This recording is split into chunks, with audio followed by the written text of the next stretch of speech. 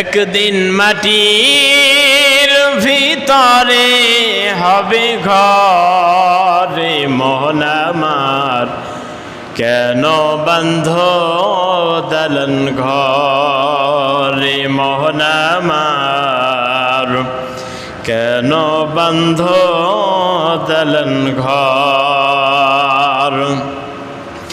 প্রাণ পাখি ওরে যাবে পিঞ্জর সেরে, ধরা ধামে সবই রবে তুমি যাবে চলে। এটা আল্লাহর ক্ষমতা। জোরে বলেন কার ক্ষমতা?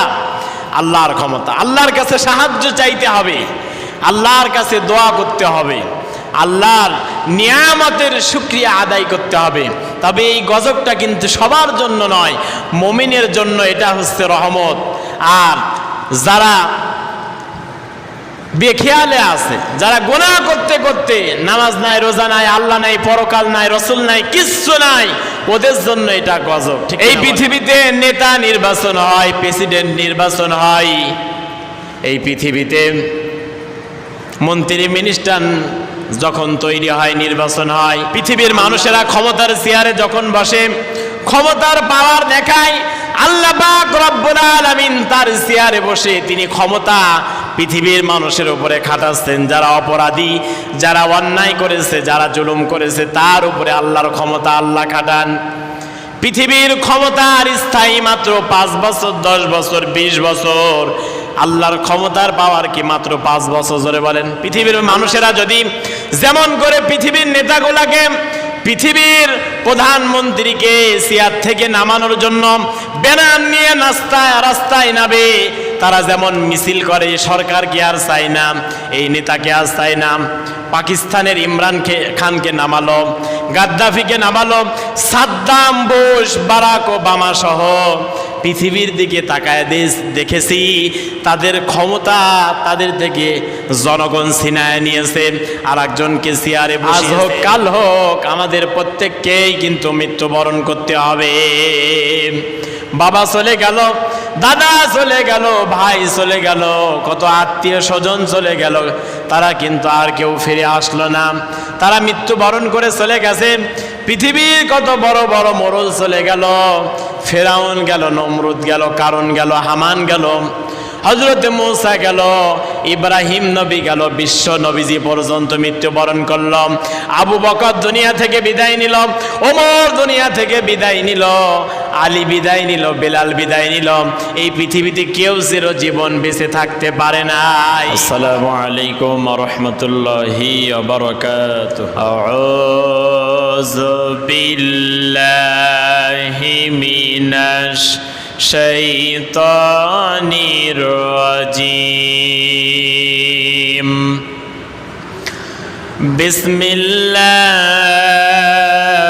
বিসমিল্লাহির রহমানির রহিম।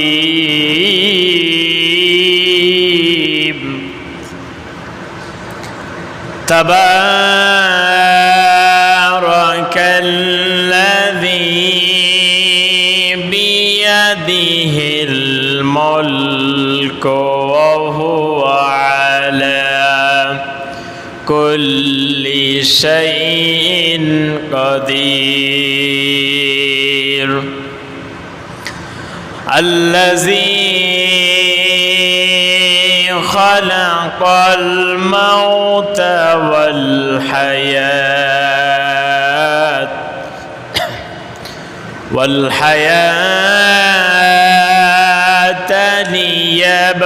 লিয়াবলুয়াকুম আইয়ুকুম আহসানু আমালা।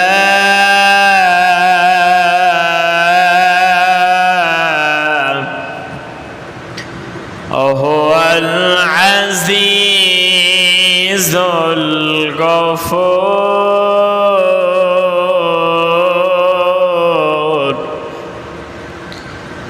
সাদাকাতা ইয়া রাব্বাল আলামিন। একদিন মাটির ভিতরে হবে ঘর রে মন আমার, কেন কেন বান্ধ দালান ঘর রে মোহন আমার, কেন বান্ধ দালান ঘর। একদিন মাটির ভিতরে হবে ঘর রে মোহন আমার, কেন বান্ধ দালান ঘর রে মোহন আমার, কেন বান্ধ দালান ঘর। পান পাখি ওরে যাবে পিঞ্জর সেরে,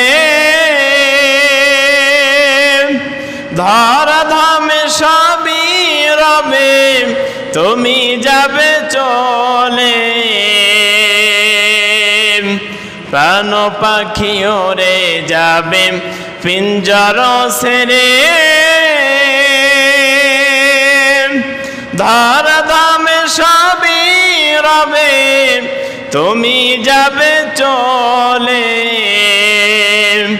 বন্ধু বান্ধব যত মাতা পিতা তারা সুত, বন্ধু বান্ধব যত মাতা পিতা তারা সুত, সকলই হবে তোমার পরে মোহন আমার, কেন বান্ধ দালান ঘর রে মোহন আমার, কেন বান্ধ দালান ঘর। একদিন মাটির ভিতরে হবে ঘর রে মোহন আমার, কেন বান্ধ দালান ঘর রে মোহন আমার, কেন বান্ধ দালান ঘর। দেহ তোমার চর্মচর গলে পৌঁছে যাবে, শিরার উপর শিরাগুলো ছিন্ন ভিন্ন হবে। মণ্ড মেরুদণ্ড সবই হবে খণ্ড খণ্ড, মণ্ড মেরুদণ্ড সবই হবে খণ্ড খণ্ড। পরে রবে মাটির উপরে মোহন আমার, কেন বান্ধ দালান ঘর রে মোহন আমার, কেন বান্ধ দালান ঘর। একদিন মাটির ভিতরে হবে ঘর রে মোহন আমার, কেন বান্ধ দালান ঘর রে মোহন আমার, কেন বান্ধ দালান ঘর। আলহামদুলিল্লাহ। সম্মানিত এলাকাবাসী, সম্মানিত উপস্থিতি, সম্মানিত মুসল্লি کرام, আমি আপনাদের সামনে কোরআনুল কারীমের 29 পারায় অবস্থিত সূরাতুল মুলকের 2টি আয়াতে কারিমা আপনাদের সামনে তেলাওয়াত করেছি। এই আয়াত থেকে আমরা কিছু কথা শুনবো এবং বাস্তব জীবনে আমল করার চেষ্টা করব। আল্লাহ পাক রব্বুল আলামিন আমাদেরকে প্রত্যেককে বাস্তব জীবনে আমল করার তৌফিক দান করুন, সকলে বলছে আমিন। সূরা মুলক কোরআনুল কারীমের 67 নম্বর সূরা। এই সূরাটি মক্কায় অবতীর্ণ। এই সূরাটি 29 পারার প্রথম পৃষ্ঠায় অবস্থিত। এই সূরাতে আয়াত আছে 30টি। এই সূরাতুল মুলকের রুকু সংখ্যা 2টি। সূরাতুল মুলকের শব্দের সংখ্যা 337টি। সূরাতুল মুলকের মধ্যে অক্ষর সংখ্যা আছে 1316টি। এই সূরাটি মক্কায় অবতীর্ণ। সূরাটির অর্থ সার্বভৌমত্ব, কর্তৃত্ব এবং ক্ষমতা একমাত্র আল্লাহ পাকের হাতে। জোরে বলি সুবহানাল্লাহ। সূরাতুল মুলক মানে ক্ষমতা, সূরাতুল মুলক মানে রাজত্ব, সূরাতুল মুলক মানে পাওয়ার। আল্লাহর ক্ষমতা আল্লাহ পাক রব্বুল আলামিন তিনি সূরাতুল মুলকের মধ্যে বর্ণনা করেছেন, এবং আল্লাহ পাকের ক্ষমতা তিনি বর্ণনা করেছেন কোরআনুল কারিমের সূরা আল বাকারার 255 নম্বর আয়াতে কারিমা, যে আয়াতকে আমরা বলে থাকি আয়াতুল কুরসি। এই আয়াতুল কুরসির মধ্যে আল্লাহ পাক তার 10টি ক্ষমতার কথা, 10টি পাওয়ারের কথা আল্লাহ পাক তিনি বর্ণনা করেছেন। আসুন আমরা সূরা মুলক থেকে তেলাওয়াত করি। তাবারাকাল্লাযী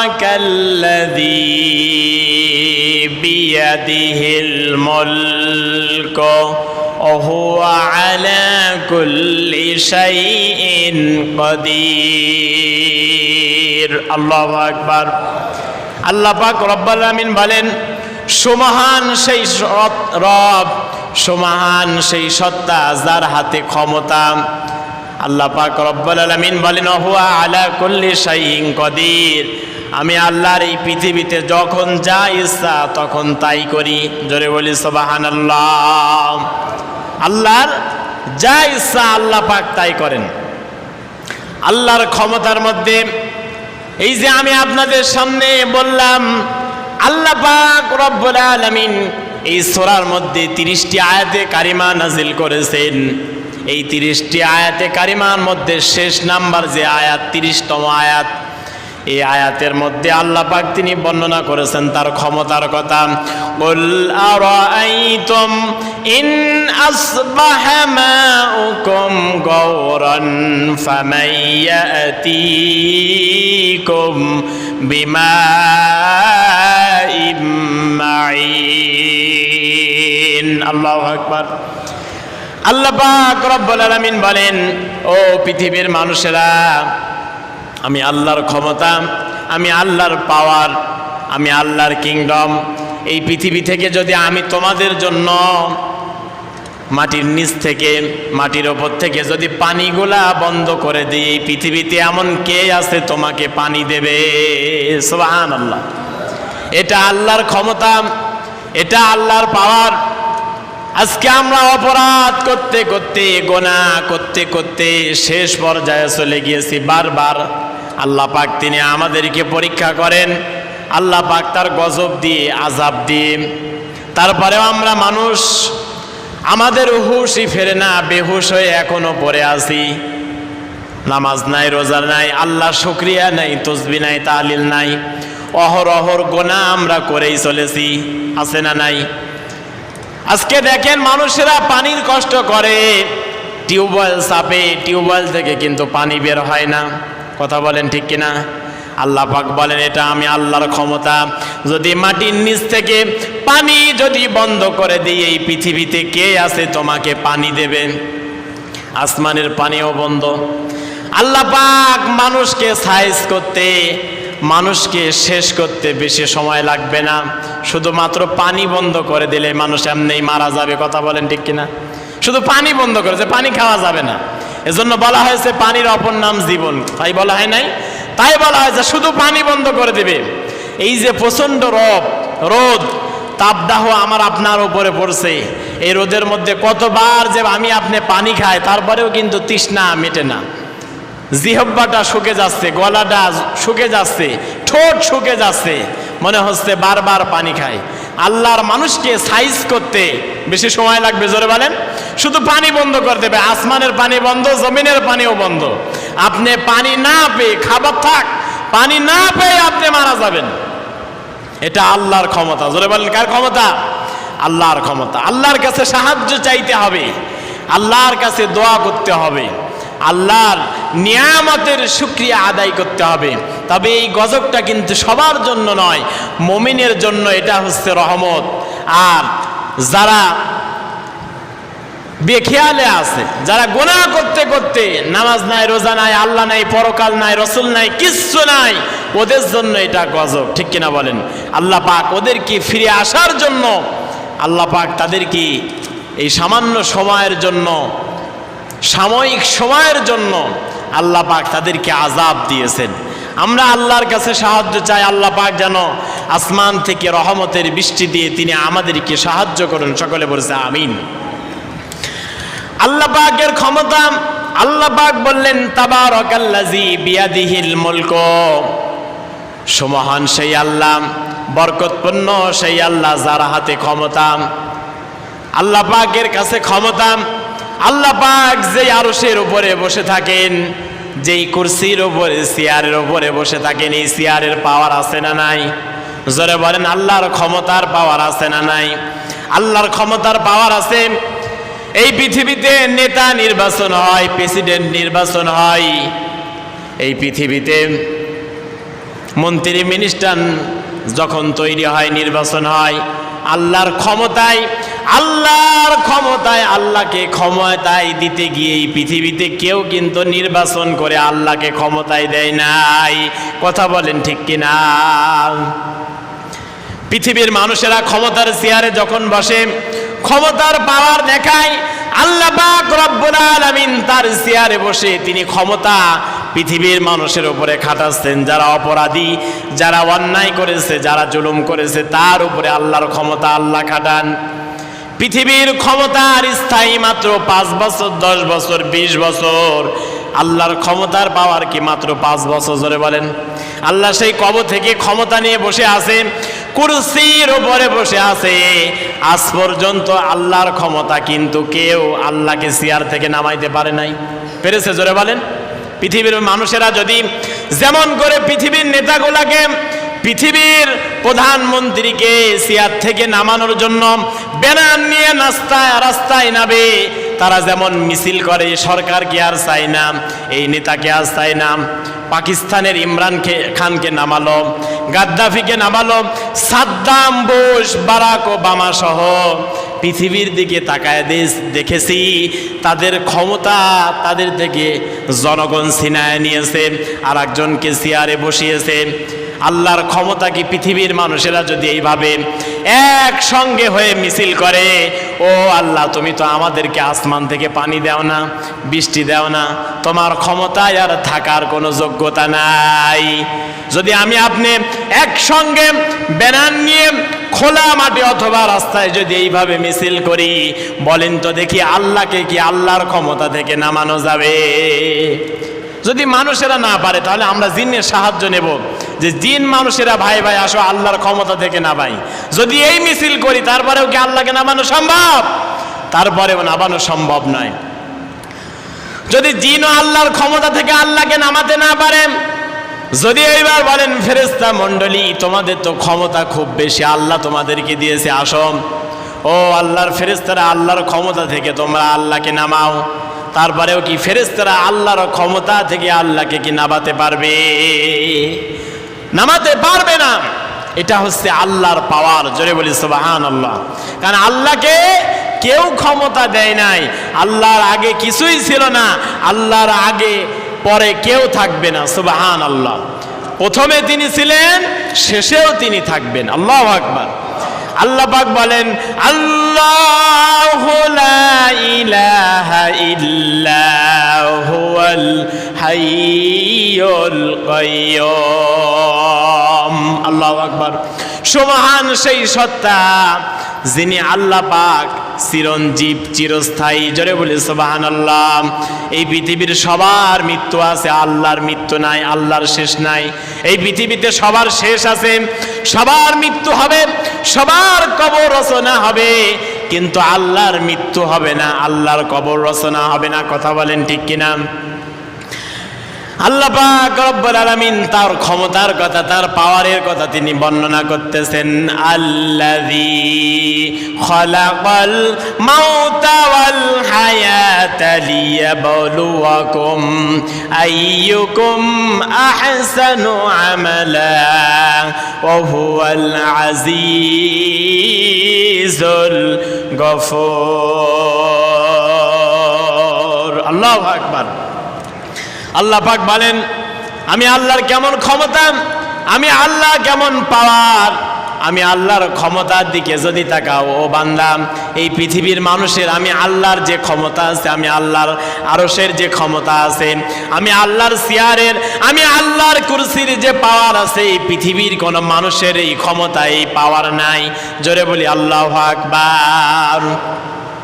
আল্লাহ পাক বলেন আমার ক্ষমতা কি, আমার পাওয়ার কি? আল্লাযী খলাকাল মাউতা ওয়াল হায়াতা। আল্লাহ পাক হায়াতের কথা আগে বলেন নাই, আল্লাহ পাক আগে মাউতের কথা বলেছেন। জোরে বলেন কিসের কথা বলেছেন? আল্লাহ পাক মৌতের কথা বলেছেন। আল্লাহ পাক আগে এই পৃথিবীতে মৌতকে তৈরি করেছেন, তারপরে হায়াতকে তৈরি করেছেন। এই পৃথিবীতে আমরা সবাই ছিলাম মৃত। এই পৃথিবীতে আমাদের কোনো রূহ ছিল না, কোনো জীবন ছিল না। আল্লাহ পাক রব্বুল আলামিন দয়া করে এই পৃথিবীতে আমাকে আপনাকে জীবন নামক রূহ দান করেছে। জোরে বলি সুবহানাল্লাহ।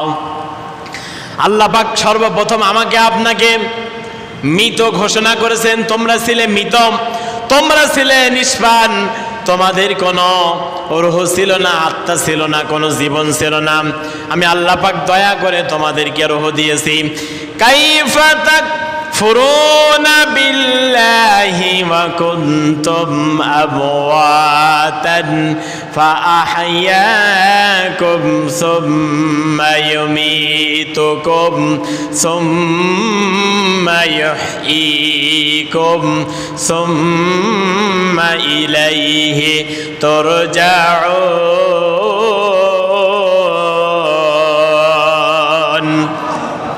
আল্লাহ পাক রব্বুল আলামিন বলেন কাইফা তাকফুরুনা বিল্লাহ, ও পৃথিবীর মানুষেরা কিভাবে তোমরা আল্লাহকে অস্বীকার করো, কিভাবে তোমরা আল্লাহর কুফরি করো, তোমরা কিভাবে আল্লাহকে অস্বীকার করতে পারো?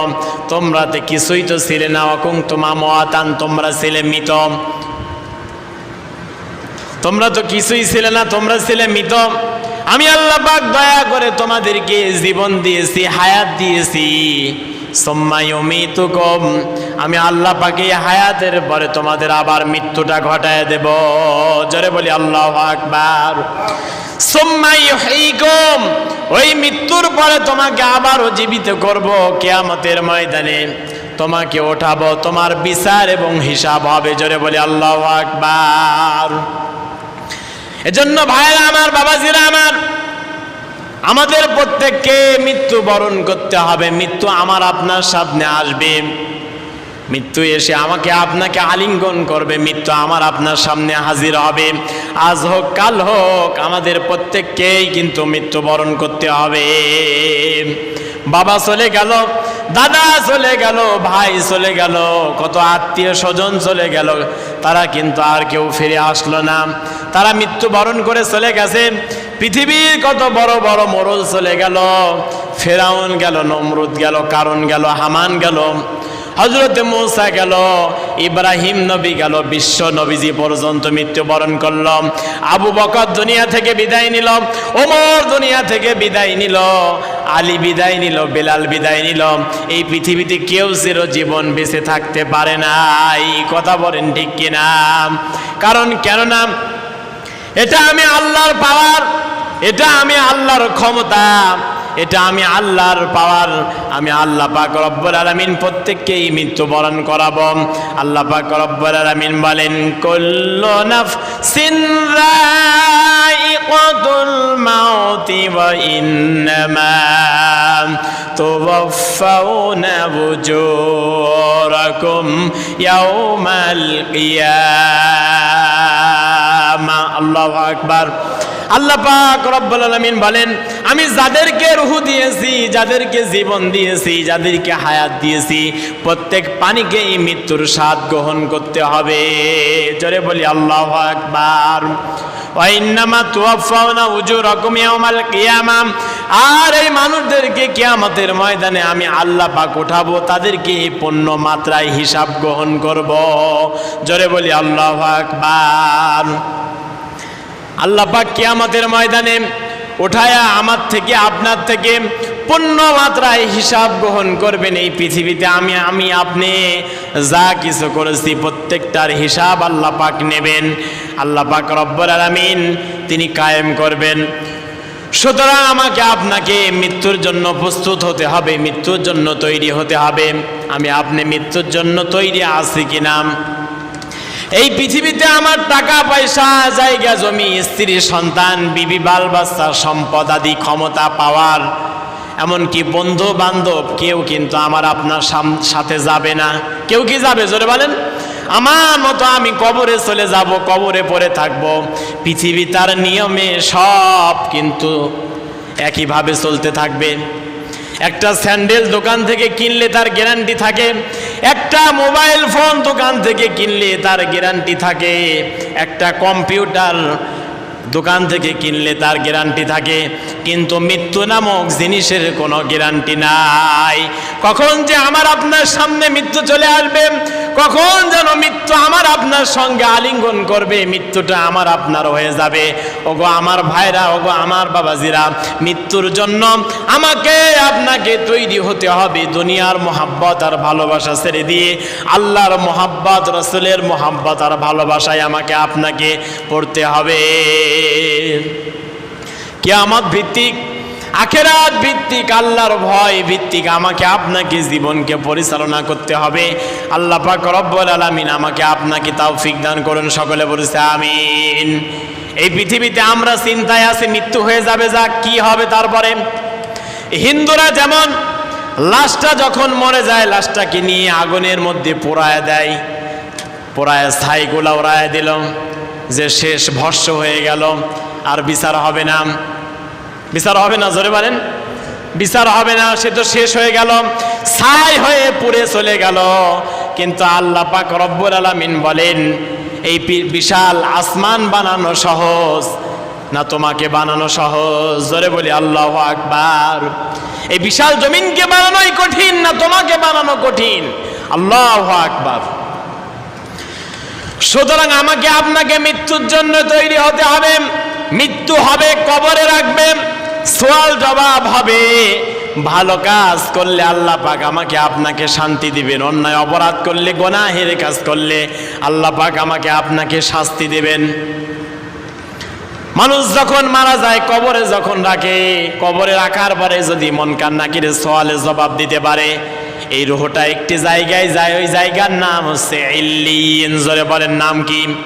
আর যদি ওই ব্যক্তি খারাপ কাজ করে, যদি ঈমান না থাকে, যদি তার ভিতরে আমল না থাকে, ওই ব্যক্তির রুহটাকে আল্লাহ পাক সিজ্জিন নামক একটি জায়গায় রেখে দেন, যেখানে রুহটা কিয়ামত পর্যন্ত শাস্তি পেতেই থাকবে। আর ঈমানদারের রুহটা ইল্লিন নামক জায়গায় আল্লাহ রেখে দেন, যে জায়গায় কিয়ামত পর্যন্ত শান্তি পেতেই থাকবে। আল্লাহু আকবার। অনেকে বলে মানুষের রুহ মারা যাওয়ার পরে বাড়িতে এসে 40 দিন ঘোরাঘুরি করেন। এটা মিথ্যা কথা। কোরআন হাদিসের কোথাও এই কথা পাবেন না যে মানুষ মারা যাওয়ার পরে রুহটা বাড়িতে এসে ঘোরাঘুরি করে। এই কথা কোথায় পেয়েছেন? কোরআন হাদিসের কোথাও এই কথা নাই। মানুষ মারা যাওয়ার পরে, কবরে রাখার পরে, মুনকার নাকিরের সওয়ালের জবাব দেওয়ার পরে, ভালো কাজ করলে আল্লাহ ইল্লিনে রাখেন, আর খারাপ কাজ করলে আল্লাহ রুহটাকে সিজ্জিনে রাখেন। ওখান থেকে বের হওয়ার কোনো সুযোগ নাই। আল্লাহু আকবার। সুতরাং মৃত্যু আসবে, মৃত্যু হবে। আল্লাহ পাক এই গোটা কোরআনুল কারীমের মধ্যে 3 জায়গায় তিনি মৃত্যুর কথা বলেছেন। 3 জায়গায় বলেছেন যে কুল্লু নাফসিন যায়িকাতুল মাউত। সূরা আলে ইমরানের 185 নম্বর আয়াতে একবার বলেছেন, সূরা আম্বিয়ার 35 নম্বর আয়াতে কারিমার মধ্যে একবার বলেছেন, আর সূরা আনকাবুতের 57 নম্বর আয়াতে কারিমার মধ্যে আল্লাহ পাক এই ঘোষণা দিয়েছেন। একবার নয়, 2 বার নয়, 3 বার বলেছে আল্লাহ তোমাদেরকে মৃত্যুবরণ করতে হবে। আল্লাহু আকবার। বিশ্ব নবীজি মুহাম্মদুর রাসূলুল্লাহ সাল্লাল্লাহু আলাইহি ওয়াসাল্লাম এই পৃথিবীতে আল্লাহর পরে যার মর্যাদা, আল্লাহর পরে যার সম্মান, সেই ব্যক্তিকেও কিন্তু পৃথিবীতে মৃত্যুবরণ করা লেগেছে। কথা বলেন ঠিক কিনা? কারণ তাকেও মৃত্যুর স্বাদ গ্রহণ করা লেগেছে। মৃত্যুর একটা স্বাদ আছে। ঈমান থাকলে, আমল থাকলে ওই ব্যক্তি পিঁপড়ে কাটলে না যতটুকু যন্ত্রণা হয়, সেই ব্যক্তির, ঈমানদার ব্যক্তির মৃত্যুবরণ করলে তেমন শান্তিতে মৃত্যুবরণ করবে। জোরে বলি সুবহানাল্লাহ। আর যেই ব্যক্তি বেঈমান, যেই ব্যক্তির মধ্যে ঈমান নাই, আমল নাই, যেই ব্যক্তির মধ্যে আল্লাহ নাই, পরকাল নাই, রাসূল নাই, ওই ব্যক্তির মৃত্যুটা হবে কষ্টদায়ক। জোরে বলি আল্লাহু আকবার। মৃত্যুর যে যন্ত্রণা আছে আল্লাহ পাক রব্বুল আলামিন সে কথাই বলেছেন, ওয়াজাআত সাকরাতুল মাউতি বিল হাক্কি যালিকা মা কুনতা মিনহু তাহিদ। আল্লাহু আকবার। আল্লাহ পাক রব্বুল আলামিন বলেন, মৃত্যুর যন্ত্রণা আছে, মৃত্যুর যন্ত্রণা হক, মৃত্যুর যন্ত্রণা সত্য। তুমি যেখানে থাকো, যে অবস্থায় থাকো, তুমি দুনিয়ার ব্যস্ত থাকো, যেখানে যাই করো না কেন, মৃত্যু কিন্তু তোমাকে সেইখানে গিয়ে মৃত্যু তোমাকে যন্ত্রণা দিয়ে বেঈমান হলে তোমার রূহটাকে কবজ করে নেবে। আল্লাহু আকবার। বিশ্ব নবীজি আমার যেই দিনকে মৃত্যুবরণ করবেন, নবীজির যেই দিনকে মৃত্যু হয়ে যাবে, নবীজি আমার কপালটা বারবার ঘামতেছিলেন। ইমানদারের মৃত্যুর লক্ষণ হচ্ছে বারবার কপাল ঘামবে। জোরে বলি আল্লাহু আকবার। ইমানদারের মৃত্যুর লক্ষণ তার কপালটা বারবার ঘেমে যাবে, তার শরীরটা ঘামা শুরু করবে, চেহারাটা উজ্জ্বল হয়ে যাবে, সুন্দর ফুটফুটি, মনে হবে জান্নাতি মানুষ। ইমানদার ব্যক্তি যখন মৃত্যুবরণ করবে মনে হচ্ছে যে ঘুমিয়ে আছে, হাসছে। সুবহানাল্লাহ বলবেন না? আর বেঈমান যখন মারা যাবে তার কপাল ঘামবে না, তার শরীর ঘামবে না। বেঈমান যখন মৃত্যুবরণ করবে তার চেহারাটা উজ্জ্বল হবে না। বেঈমান যখন মৃত্যুবরণ করবে তার চেহারাটা কালো কুৎসিত হয়ে যাবে। বেঈমান যখন মৃত্যুবরণ করবে তিনি আসমানের দিকে তাকায়া আজরাইলকে দেখে ভয় পেয়ে চক্ষু উল্টায়া যাবে, জিহ্বাটা বের হয়ে যাবে, জানের মধ্যে কোনো পানি থাকবে না। বেঈমানের মৃত্যুর লক্ষণ হচ্ছে এইগুলা। বিশ্ব নবীজির যখন মৃত্যু হচ্ছিলেন, নবীজি আমার কপালটা ঘামতেছিলেন, গাটা ঘামতেছিলেন। হযরতে আয়েশা রাদিয়াল্লাহু তাআলা আনহা এবং ফাতেমা রাদিয়াল্লাহু তাআলা আনহা দুই জনা মিলে নবীজির গায়ের বারবার নেকড়া দিয়ে ঘামটাকে মুছে দিচ্ছিলেন। হঠাৎ করে হযরতে জিবরাইল আসলো, এসে বলল, ইয়া রাসূলুল্লাহ, ইয়া হাবিবাল্লাহ, হুজুর, আল্লাহ পাক এই মুহূর্তে আপনার কাছে আমাকে পাঠিয়েছে আল্লাহ সাক্ষাতের জন্য, আল্লাহর দিদারের জন্য। আল্লাহ আপনার দিদারের জন্য আল্লাহ অপেক্ষায় আছে। জোরে বলি আল্লাহু আকবার। হযরতে জিবরাইল নবীজিকে এই কথা বললেন। নবীজি আমার বললেন, ভাই জিবরাইল, আজকে কি একাই এসেছো? হযরতে জিবরাইল ওই মুহূর্তে বলেছিল, ইয়া রাসূলুল্লাহ, ইয়া হাবিবাল্লাহ, আজকে আমি একা আসি নাই, আজকে আমার সঙ্গে একটা ফেরেশতা এসেছে যার নাম হচ্ছে হযরতে আজরাইল। জোরে বলি সুবহানাল্লাহ। হঠাৎ করে দরজায় কড়া নাড়া দিল। কে যেন দরজার উপরে বারবার টোকা দেয়, বারবার শব্দ করে। নবীজি আমার বললেন, ফাতেমারে দরজাটা খুলে দাও, কে যেন ভিতরে আসতে চাই। হযরতে ফাতেমা দরজার পাশে গিয়ে দরজাটা খুলে দিলেন। দরজা খুলে দেওয়ার পরে তাকায় দেখেন একজন ব্যক্তি দরজার সামনে দাঁড়ায় আছে, যার মাথাটা আসমানে আর যার পাটা জমিনে, বিশাল চেহারার অধিকারী, যার চেহারা দেখে হযরতে ফাতেমা ভয় পেয়ে দৌড়িয়ে বিশ্ব নবীজির কাছে গিয়েছে। জোরে বলি আল্লাহু আকবার। নবীজি আমার বললেন, ফাতেমা রে, ভয় পেয়েছো কিনা? হযরতে ফাতেমা ওই মুহূর্তে বলেন, আব্বা, দরজা খোলার সঙ্গে সঙ্গে একজন মানুষকে দেখেছি যার মাথাটা আসমানে আর যার পাটা জমিনে পড়ে আছে, বিশাল চেহারার অধিকারী, তিনি দাঁড়ায় আছেন। নবীজি আমার বললেন, ফাতেমা রে, যেই ব্যক্তিকে দরজার সামনে দাঁড়ায় দেখেছ, এই ব্যক্তি দুনিয়ার কোনো সাধারণ মানুষ নয়, এই ব্যক্তি হচ্ছে মালাকুল মাউত আজরাইল। আল্লাহু আকবার। তাকে ভেতরে আসতে দাও। হযরতে আজরাইলকে ফাতেমা আসতে দিলেন। আজরাইল ভিতরে এসে নবীজিকে একটা সালাম দিয়ে দিলেন। নবীজি আর সালামের জবাব দিলেন। হযরতে আজরাইল প্রশ্ন করলেন, ইয়া রাসূলুল্লাহ, ইয়া হাবিবাল্লাহ, এই মুহূর্তে আপনি কেমন আছেন? নবীজি আমার বললেন, আজরাইল, তুমি কি দেখো না আমি কেমন আছি? জ্বরের মধ্যে আমি অসুস্থ আছি, বারবার কাতরাচ্ছি, আমার শরীরটা বারবার ঘেমে যাচ্ছে। হযরতে আজরাইল বলেন, ইয়া রাসূলুল্লাহ, ইয়া হাবিবাল্লাহ, আপনার বন্ধু, আপনার আল্লাহ আপনার সাক্ষাতের অপেক্ষায়, আপনার দিদারের অপেক্ষায় আছে।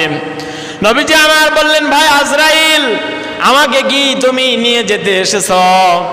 হযরতে আজরাইল বলেন, ইয়া রাসূলুল্লাহ, ইয়া হাবিবাল্লাহ, আদম থেকে শুরু করে আপনি পর্যন্ত, এমন কি কিয়ামত পর্যন্ত কোন মানুষের রূহ কবজ করতে আমি আজরাইলের হুকুম দেওয়া লাগে নাই। জোরে বলি আল্লাহু আকবার।